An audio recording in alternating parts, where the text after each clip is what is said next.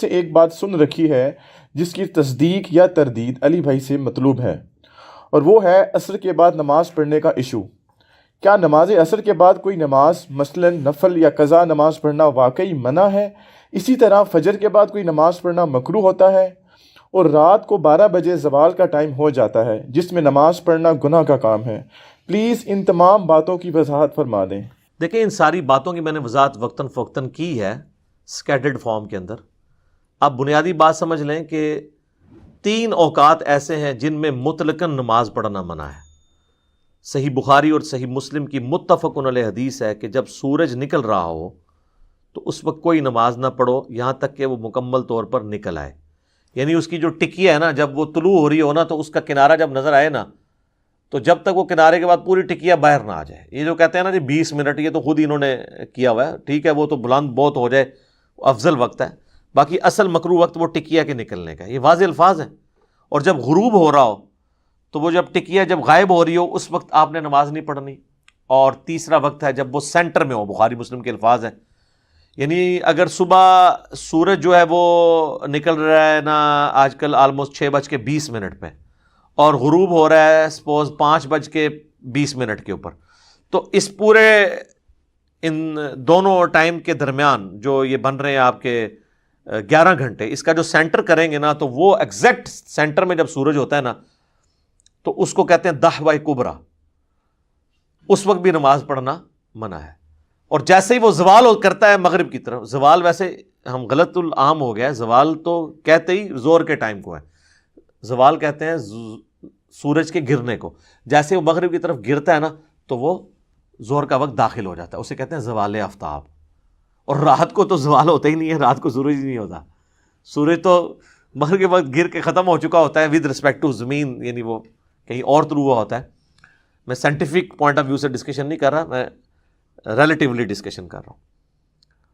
تو یہ 3 اوقات میں ہر طرح کی نماز، حتیٰ کہ نبی علیہ السلام نے ان 3 اوقات کے اندر جنازہ پڑھنے سے صحیح مسلم میں الفاظ ہیں اور مردے کو دفنانے سے بھی منع کیا ہے، لیکن یہ ٹائم تھوڑے تھوڑے ہوتے ہیں، یعنی تقریباً 5 سے 7 منٹ ہوتے ہیں، طلوع کے وقت 5 سے 7، غروب کے وقت اور 5 سے 7 منٹ۔ یہ جو 20 اور 40 منٹ بنائے ہوئے ہیں یہ غلط ہے، واضح الفاظ ہیں۔ اور پھر نبی علیہ السلام فرمایا کہ شیطان کے 2 سینگوں میں سے سورج نکل رہا ہوتا ہے، جب اس کا کنارہ ظاہر ہو، جب تک پورا سورج باہر نہ آ جائے تم نے نماز نہیں پڑھنی۔ تو بس سورج باہر نکلا تو کافی، اب یہ تو نہیں ٹکیا باہر نکل کے تو وہ اتنی اوپر آ جائے، وہ ٹھیک ہے افضل وقت ہے۔ وہ صحیح مسلم میں حدیث ہے کہ چاشت کا، اوابین کا اور دوحہ کا اور اشراق، یہ سب ایک ہی حدیث میں الفاظ استعمال ہوئے ہیں۔ چاشت تو خیر ترجمہ کرتے ہیں، چیت عربی میں ہوتی نہیں ہے۔ جب اونٹ کے بچے کے پاؤں جلنے لگے تو اس وقت وہ افضل ٹائم ہے نماز پڑھنے کا، تو ظاہر سورج جب بلند ہو جائے وہ افضل ٹائم ہے، ٹکیا باہر نکل آئی۔ تو ان 3 اوقات میں آپ کو نماز نہیں پڑھ سکتے، لیکن ایک ایکسیپشن ہے، وہ بخاری مسلم میں حدیث ہے، جس نے طلوع آفتاب سے پہلے فجر کی 1 رکعت پا لی اس نے فجر پا لی، اور جس نے غروب آفتاب سے پہلے عصر کی 1 رکعت پا لی اس نے عصر پا لی۔ یعنی آپ نے نماز شروع کی، فجر کا وقت ختم ہو رہا تھا، طلوع آفتاب ہو رہا تھا 6:20 پہ، آپ نے 6:18 پہ نماز شروع کی، 1 رکعت آپ نے 6:20 سے پہلے پڑھ لی، اب دوسری رکعت آپ نے 21 اور 22 منٹ کے درمیان پڑھی تو آپ کی پوری نماز درست ہو گئی۔ اس طریقے سے غروب آفتاب تھا 5:20، 5:18 پہ آپ نے عصر شروع کی اور 5:22 یا 23 یا 25 پہ ختم کی، اور 1 رکعت آپ نے پڑھ لی تھی غروب ہونے سے پہلے تو نماز ہوگی۔ لیکن اس طرح کے ڈیلے کرنا یہ ناپسندیدہ ہے۔ اب رہا فجر کے بعد نماز پڑھنا اور عصر کے بعد، تو وہ بھی بخاری مسلم میں ہے، نبی علیہ السلام نے فجر کے بعد نماز پڑھنے سے اور عصر کے بعد نماز پڑھنے سے منع فرمایا ہے، لیکن یہ منع وہ والا منع نہیں ہے جو مطلقاً منع ہو، اس میں ایکسیپشنز موجود ہیں۔ چونکہ ایکسیپشن بھی احادیث کے اندر آئی ہیں تو اب اس کو کیسا ہم رد کر سکتے ہیں؟ مثلا صحیح بخاری میں آیا کہ نبی علیہ السلام عصر کے بعد 2 رکعتیں ہمیشہ پڑھا کرتے تھے، اور بخاری مسلم میں یہ کہ نبی علیہ السلام نے عصر کے بعد نماز پڑھنے سے منع فرمایا۔ اب ان میں تطبیق کیا ہوگی؟ وہ ام عائشہ سے جب پوچھا گیا تو انہوں نے کہا ام سلمہ سے جا کے پوچھو۔ ام سلمہ نے بتایا کہ نبی علیہ السلام نے ایک دفعہ اس طرح نماز پڑھی تو میں نے، یہ بخاری کے الفاظ ہیں، میں نے پوچھا یا رسول اللہ آپ تو ہمیں عصر کے بعد نماز پڑھنے سے منع فرماتے اور آپ خود نماز پڑھ رہے ہیں، تو آپ نے فرمایا کہ میرے ظہر کی بعد والی 2 سنتیں رہ گئی تھیں، کوئی آپ کو مہمان ملنے کے لیے آ گئے تھے، تو میں نے اب عصر کے بعد وہ پڑھی ہیں، اور پھر ام سلمہ کہتی ہیں رسول اللہ کی عادت تھی جب آپ کوئی نیکی کا عمل شروع کرتے تھے نا پھر اس پہ ہمیشگی اختیار کر لیتے تھے، کیونکہ بخاری مسلم الفاظ ہیں کہ اللہ کو وہ عمل پسند ہے جو تھوڑا ہو لیکن مسلسل ہمیشہ کیا جائے، بنسبت اس عمل کے جو بہت زیادہ ہو لیکن کبھی کبھار کیا جائے۔ تو وہ 2 رکھتے چونکہ آپ سے ایک دفعہ ہوا تو آپ نے زندگی کا حصہ بنا لی، اور وہی صحابہ بعد میں لے کے چلتے تھے۔ لہٰذا بخاری مسلم میں جو حضرت عمر کے بارے میں یا حضرت معاویہ کے بارے میں آتا ہے کہ وہ صحابہ کرام کو ڈانٹتے تھے اس بات کے اوپر کہ تم عصر کے بعد 2 رکعتیں کیوں پڑھتے ہو، تو وہ ان کا عمل ڈانٹنے والا شاذ ہو جائے گا، کیونکہ صحابہ کو یہ پتا تھا کہ نبی الاسلام نے وہ 2 رکعتیں پڑھی ہیں، ان تک وہ حکم نہیں پہنچا ہوگا۔ باقی اس کے علاوہ اگر کوئی پڑھتا ہے نوافل تو وہ تو منع ہے، البتہ کوئی قضا نماز کسی کی رہ گئی ہے وہ پڑھ سکتے ہیں، وہ سب کے نزدیک جائز ہے، فجر کے بعد بھی پڑھ سکتے ہیں اور عصر کے بعد بھی۔ اس طریقے سے فجر کے بعد آپ سنتے بھی پڑھ سکتے ہیں۔ وہ کہتے ہیں جی وہ نفلی نماز ہوتی ہے، چلے شکر ہے آپ نے نفلی مان تو لی نا، آپ تو سنت موقدہ کے نام پہ نفل سے الگ کرتے تھے اس کو، اب تو مانے نا یہ نفلی نماز ہے، فجر کی 2 سنتیں۔ تو وہ کہتے ہیں جی فجر کے بعد آپ نہیں پڑھیں گے، سورج نکلنے کے بعد پڑھیں گے، سورج نکلنے کے بعد بھی آپ نہ پڑھیں کوئی مسئلہ نہیں، وہ نفلی نماز ہے۔ بہرحال وہ حدیث ایک ہے جو اس کو سپورٹیو ہے، وہ جامع ترمذی میں کمزور سند ہے، صحیح ابن حبان میں، المستدرک للحاکم میں، صحیح ابن خزیمہ میں موجود ہے۔ نبی الاسلام فجر پڑھ کے نکلے تو آپ نے دیکھا ایک شخص 2 رکعتیں پڑھ رہا ہے، تو آپ نے اسلام پھیرنے کے بعد اس سے پوچھا کہ بھئی یہ تو نے کون سی نماز پڑھی ہے؟ فجر تو ہم پڑھ چکے ہیں، یہ کون سی تو نماز پڑھ رہا ہے؟ تو انہوں نے کہا یا رسول اللہ میری فجر سے پہلے والی 2 رکعتیں رہ گئی تھی، تو آپ نے خاموشی اختیار کر لی۔ اس سے محدثین نے رزلٹ نکالا ہے کہ نبی الاسلام کی حدیث تقریری بن گئی، نبی الاسلام نے اس کی اجازت دے دی، اور یہاں پہ حنفی اجازت نہیں دیتے ہیں، اس کی وجہ سے لوگ بیچارے پھر وہ انتظار کرتے کرتے یا تو چلے ہی جاتے ہیں، یا یہ ہوتا ہے کہ وہ جب آتے ہیں جماعت ہو رہی ہوتی ہے اور پیچھے کام انہوں نے چک کے رکھا ہوتا ہے، حالانکہ بخاری مسلم میں حدیث ہے کہ جب فرض کی اقامت ہو جائے تو کوئی نماز جائز نہیں ہے۔ وہ کہتے ہیں جی مصنف ابن ابی شیبہ میں آثار ملتے ہیں کہ فجر کی جب نماز شروع ہوتی تھی تو اصحاب جو مسجد کے ساتھ ایڈجسنٹ جو حجرے ہوتے تھے باہر سین والے ایریے میں کونے میں نا جلدی سے 2 سنتیں پڑھ لیتے تھے۔ بالکل آپ پڑھ سکتے ہیں، لیکن ایسے حجرے میں اور ایسی جہاں پہ آپ کو امام کی آواز نہ آ رہی ہو اور امام آپ کا نہ ہو، امام ہو صحابہ کرام کے دور پہ نماز پڑھانے والا کہ وہ 2 سنتے کہ وہ 4 بھی پڑھ لے تو اس کی رکعت نہ فوت ہو، تو آڑے سے سنتا شروع کر دینے تو وہ فرض رکعت ہی چھوڑ دیتے ہیں۔ ٹھیک ہے، تو آپ باتیں بول لیتے ہیں تو آپ یہ دیکھا کریں کہ بھئی جب بات کا آپشن موجود ہے آپ نے جان بوجھ کے کام شروع کرنا ہے۔ دوسری طرف اہل حدیث بھی غلطی کرتے ہیں، انہوں نے روٹین بعد والی بنائی ہوئی ہے، جان بوجھ کے لیٹ ہو جاتے ہیں، سستی کر کے بعد میں پڑھ سکتے ہیں، وہ بھی ایک دوسری ایکسٹریم ہے۔ باقی یہ 3 اوقات ہیں جو اصل میں مکروہ ہے، سورج نکلتے وقت، سینٹر میں، اور غروب ہوتے وقت۔ رات کو کوئی مکروہ وقت نہیں ہے، پوری رات آپ نماز پڑھ سکتے ہیں۔ بخاری مسلم میں حدیث ہے، بخاری میں تو امام بخاری نے صرف چیپٹر کی ہیڈنگ میں لیا ہے کہ عشاء کا وقت رات تک رہتا ہے، آدھی رات تک، لیکن یہ افضل وقت ہے۔ عشاء کا وقت فجر تک رہتا ہے، کیونکہ شرح مانی الاثار جسے طحاوی شریف کہتے ہیں اس میں حضرت ابو ہریرہ کا قول ہے، اور حضرت ابو ہریرہ نماز کے اوقات روایت کرنے والے صحابہ میں سے ہیں۔ وہ کہتے ہیں کہ عشاء میں افراط یہ ہے کہ کوئی شخص اتنی لیٹ کر دے کہ فجر کا وقت داخل ہو جائے، اس سے پہلے اگر وہ عشاء پڑھ لیتا ہے تو اس کی نماز درست ہے۔ لہذا امام حنیفہ کا موقف درست ہے کہ آپ عشاء کو فجر سے پہلے پڑھ سکتے ہیں، افضل یہ کہ آدھی رات سے پہلے پڑھ لیں۔ اور افضلیت تو پھر میرے بھائی بخاری مسلم میں حدیث ہے کہ اگر مجھے امت کا خیال نہ ہوتا تو میں عشاء میں تاخیر کا حکم دے دیتا، تو تاخیر تو کوئی نہیں کرتے۔ ایون سعودی عرب میں تو آپ دیکھیں ایگزیکٹ 1.5 گھنٹہ انہوں نے فکس کیا ہوا ہے، اذان مغرب کے ایگزیکٹ 1.5 گھنٹے بعد اذان عشاء ہوتی ہے، یعنی آپ مغرب کی نماز پڑھ کے فارغ ہوتے ہیں تو آلموسٹ 35-40 منٹ کے بعد عشاء کی اذان ہو جاتی ہے، باقی تو وقفے میں گزر جاتا ہے نا، ٹھیک ہے نا، کیونکہ وہ نماز بھی ان کی لمبی ہوتی ہے نا۔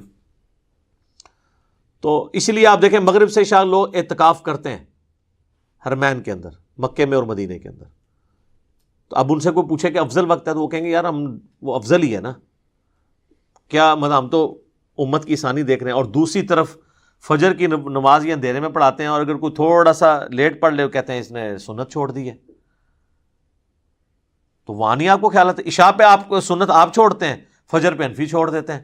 بھائی سنت یا افضلیت کو آپ فرض کے درجے میں نہ لے کے جائیں، خام خواہ مصیبت کھڑی کی ہوئی ہے۔ نمازوں کے جو اوقات ہیں نا جی، اللہ کا شکر ہے ہمارے پاس ٹائم ٹیبل ہے، مسجد میں گھڑیاں لگی ہوئی ہیں، اسلام 360 کے اندر موجود ہے، صلاۃ ٹائم کے اوپر مسلم پرو سافٹ ویئر ہے اس کے اندر موجود ہے، بلکہ آپ گوگل میں بھی جا کے لکھیں تو آپ کو ایگزیکٹ ٹائم مل جاتا ہے، فجر کا وقت اس ٹائم داخل ہو رہا ہے، ایگزیکٹ آپ کو منٹس تک مل جاتے ہیں. اب تو بڑی آسانی ہو گئی ہے. پرانے زمانوں میں مسئلے تھے کہ وہ ان کو دھوپ گھڑی بنانی پڑتی تھی، باقاعدہ چھتوں کے اوپر دھوپ گھڑیاں بنائی ہوتی تھیں اور چیک کرتے تھے کہ ہاں جی جو بخاری مسلم میں حدیث آتی ہے کہ بھئی آپ نے نماز کس ٹائم پڑھنی ہے. جب سینٹر میں سورج پہنچتا ہے نا، جو میں نے دعوی کبریٰ بتایا، جیسے ہی زور کی طرف یعنی زوال ہوتا ہے تو زور کا وقت شروع ہوتا ہے، اور جب کسی چیز کا سایہ، ایک ورٹیکل چیز کا سایہ اپنے سائے کے برابر پلس سایہ اصلی کے برابر ہو جائے تو عصر کا وقت شروع ہو جاتا ہے. اور اس کا عصر کا افضل وقت یہ ہے کہ ڈبل سائے کے ڈبل ہونے سے پہلے پڑھ لیں، بعد میں بھی پڑھ لیں تو ہو جائے گی، لیکن افضل وقت یہی ہے. سایہ اصلی ضروری ہے اس میں، ورنہ تو مصیبت کھڑی ہو جائے گی. ورنہ تو آپ فجر کے بعد جب سورج نکل رہا ہوتا ہے تو سایہ اتنا لمبا ہوتا ہے، عصر کا وقت بھی ختم ہو گیا ہوتا ہے. تو وہ نہیں، یعنی وہ دعوی کبریٰ کے بعد سایہ اصلی یہ ہوتا ہے کہ سورج اپنے ٹریک میں جو جب سینٹر میں پہنچتا ہے تو سب سے کم سایہ اس وقت کسی ورٹیکل چیز کا ہوتا ہے اگر زمین میں آپ نے گاڑی ہو، اور آلموسٹ گرمیوں میں تو زیرو کے قریب پہنچ جاتا ہے، خصوصاً آپ ایکویٹر کے اوپر اگر ہوں، خط استوا کے اوپر، تو وہ بالکل زیرو کے قریب ہو جاتا ہے. تو وہ باقاعدہ سرکل بناتے ہوتے تھے کہ جی یہ سایہ اصلی ہے، جیسے ہی اس سرکل سے باہر ہوا تو پھر قدموں میں بھی ناپا جاتا تھا. اب تو یہ ساری کے سارے پرابلم حل ہو گئے. گھڑی نے مسئلے حل کر دیے ہیں، سافٹ ویئرز نے مسئلے حل کر دیے ہیں. آپ تو اب اپنے بزرگوں سے بھی زیادہ ایکوریٹ ٹائمنگ کے اندر سحری اور افطاری اور نمازوں کی ٹائمنگ کا اہتمام کر سکتے ہیں، فجر کا، ظہر کا، عصر کا، مغرب کا، عشاء کا. اور جب ونس نماز کا ٹائم داخل ہو جائے تو پھر نہ تو اذان شرط ہے نہ اقامت شرط ہے. عورتیں اکثر پوچھ رہی ہوتی ہیں نا، عورتوں کے لیے چونکہ جماعت واجب نہیں ہے، جیسے ہی وقت داخل ہو انہوں نے اذان کا انتظار نہیں کرنا. اگر زور کا وقت 12:20 پہ شروع ہے اور مسجد میں نماز 1 بجے تو ظاہر ہے انہوں نے تو 12:45 اذان دینی ہے، آپ 12:21 پہ پڑھ لیں نماز. عصر کا وقت اگر شروع ہے جا کے 3 بجے اور مسجد میں 3:30 نماز ہے تو 3:15 اذان دیں گے، آپ 3 بجے نماز پڑھ سکتے ہیں.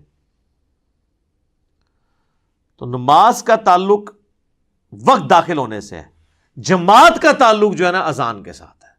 وہ جماعت قائم کرنے کے لیے اذان دی جاتی ہے.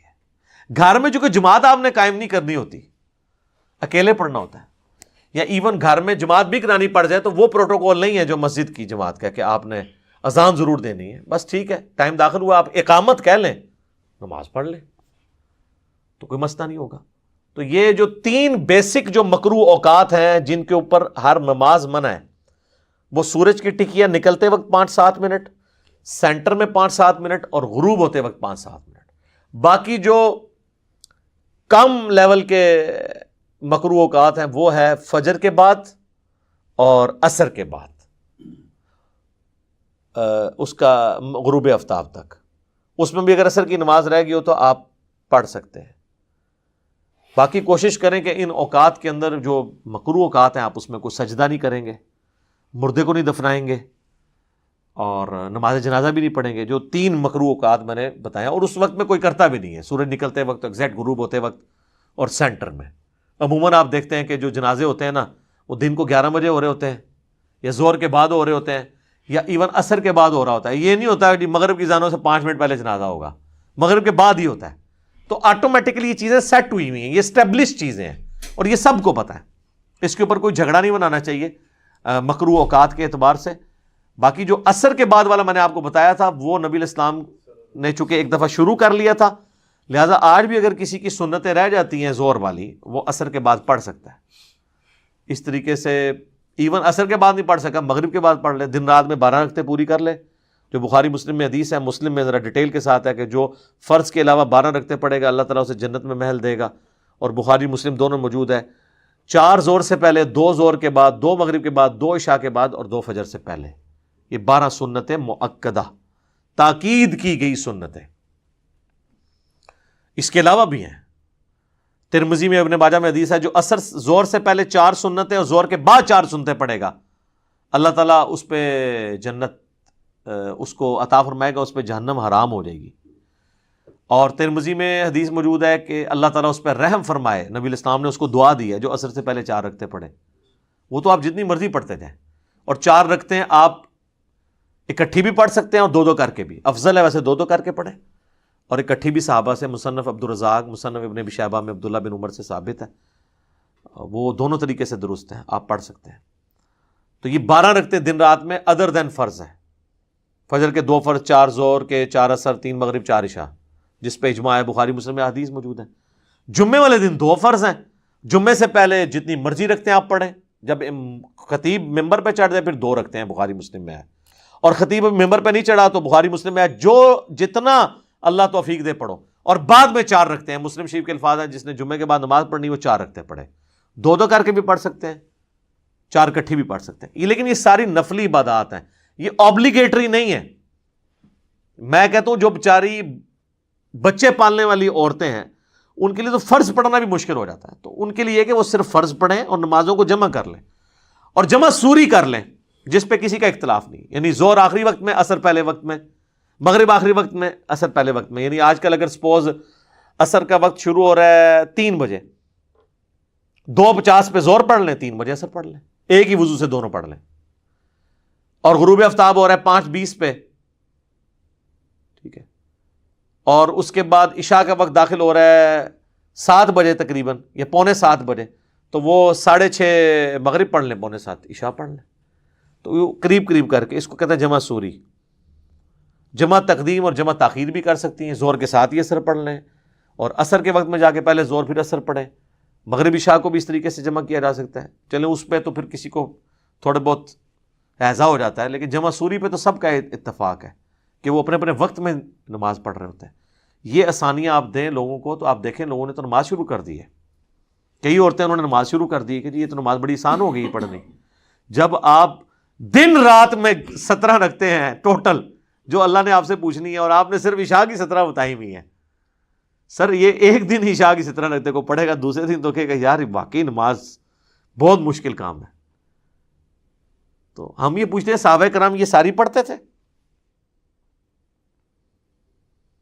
صحابہ کرام تو اتنے اسٹرکٹ تھے.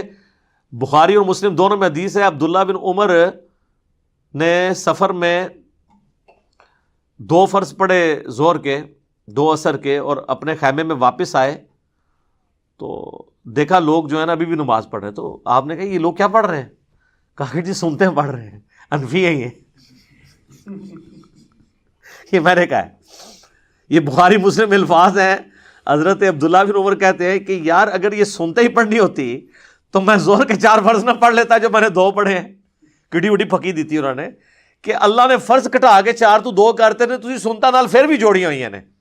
تو یہ مسئلے شروع. پھر انہوں نے بتایا کہ میں پوری زندگی حضور کے ساتھ رہا ہوں، حتیٰ کہ حضور کی وفات ہوگی آپ سفر میں 2 رکعتیں ہی پڑھتے تھے. پھر حضرت ابوبکر کے ساتھ رہا، حضرت عمر کے ساتھ رہا، سب سفر میں 2 رکعتیں ہی پڑھتے تھے سوائے مغرب کے وہ 3 ہیں. سنتے صرف جواز ہے، نفلی عبادت ہے، لیکن یہ اس کو اتنی مصیبت کھڑی کی ہوئی ہے سنتوں کو تو چھوڑ دیں. اس سے چھوٹی چیز تراویح ہے. وہ کہتے ہیں جو تراویح نہ پڑھے اس کا روزہ نہیں ہے. ہم کہتے ہیں یہ کہاں لکھا ہے؟ کہتے ہیں ہم نے تو بتایا نہیں تھا، یہ تو تم خامخواہ الزام لگاتے ہو. یہ کہتے ہیں جی وہ بغلوں میں بت رکھ کے آتے تھے اس لیے رفع دین ہوتا تھا. ہم نے کہا یہ کہاں لکھا ہوا ہے؟ ٹھیک ہے. وہ کہتے ہیں جی وہ یہ تو تم ہمارا مذاق اڑا رہے ہو، ہم نے تو کبھی یہ بات نہیں بتائی ہے. سر یہ کون پھر بتاتا رہے لوگوں کو؟ یہ جنات آ کے انسانی شکل میں ان کو یہ بتا کے گئے ہیں. تم لوگوں نے یہ مشہور کیا ہوا تھا نا، آج ہم نے ایکسپوز کیا ہے تو تم لوگ کہتے ہو کہ یار یہ تو اپنی طرف سے ہی باتیں بنا رہا ہے. اپنی طرف سے نہیں بنا رہے. یہ آپ لوگوں نے کہانیاں لوگوں کو کرائی تھی، لوگوں کو مصیبت میں ڈالا تھا. اللہ کا شکر ہے کہ لوگوں کو سمجھ آیا کہ دین کتابوں کے اندر ہے، بابوں کے اندر نہیں ہے. ایک ایک حدیث ہم بتاتے ہیں ریفرنس کے ساتھ، لوگ چیک کرتے ہیں اور وہ اسی طریقے سے نکلتی ہے. پھر وہ جا کے اپنے علماء سے پوچھتے ہیں یار تم نے ہمارے ساتھ کیا کیا ہے، یہ کہاں لکھا ہوا تھا؟ تو پھر وہ آگے سے کہتے ہیں کہ پتہ چل گیا تو کیڑے اسٹیشن تو بول رہے ہیں. یہ کوئی جواب نہیں ہے. اسٹیشن کون سا ہے؟ اسٹیشن چھوڑیں میرے بھائی. آپ کی گاڑی چھوٹ چکی ہے تو آپ یہ نہ سمجھیں کہ باقیوں کی بھی. آپ اپنے اسٹیشن پہ کھڑے رہیں. آپ کے اسٹیشن وہی پرانے ہیں، دیوبند اور بریلی، انہی اسٹیشنوں کے اوپر رہیں. آپ کی سواریاں جو ہے نا وہاں سے جو ہے نا وہ ہم نے اٹھائی ہیں، سوار کر کے رسول اللہ کے قدموں تک پہنچا دی ہیں اللہ کے فضل سے. آپ وہ اجڑے ہوئے آپ کے اسٹیشن، ہمیں پتہ ہے. اس لیے غصہ نہ کھائیں. علمی میدان میں آ کے آپ بھی ایکسیپٹ کر لیں اور آپ بھی اس نعرے کو بلند کریں کہ مرنے سے پہلے اے مسلمان کر لے اس پہ غور، کتابوں کا خدا اور ہے، بابوں کا خدا اور۔ ویسے ایک اور نعرہ ہے، ویسے برا لگتا ہے، میں آپ کے لیے نہیں بیان کر رہا، باقی ان کو خوش کرنے کے لیے، کہ نہ میں وابی نہ میں بابی، میں ہوں مسلم علمی کتابیں۔ ٹھیک ہوگا جی، میرا خیال ہے اس کو ادھر ہی کنکلوڈ کرتے ہیں انشاءاللہ، کافی لمبی مجلس ہوگی، بقیہ کے سوالات انشاءاللہ اگلی دفعہ کریں گے۔ اللہ تعالیٰ سے دعا ہے جو حق بات میں نے کہی اللہ تعالیٰ ہمارے دلوں میں راسخ فرمائے، اگر جس بات میں میرے منہ سے کوئی غلط بات نکل گئی اللہ تعالیٰ ہمارے دلوں ہی سے اسے دھو ڈالے، ہمیں معاف بھی فرما دے، ہمیں کتاب و سنت کی تعلیمات پر عمل کر کے دوسرے بھائیوں تک پہنچانے کی توفیق عطا فرمائے۔ سبحانک اللہم و بحمدک، اشہد ان لا الہ الا انت، استغفرک و اتوب الیک، وما علینا الا البلاغ المبین۔ جزاکم اللہ خیرا۔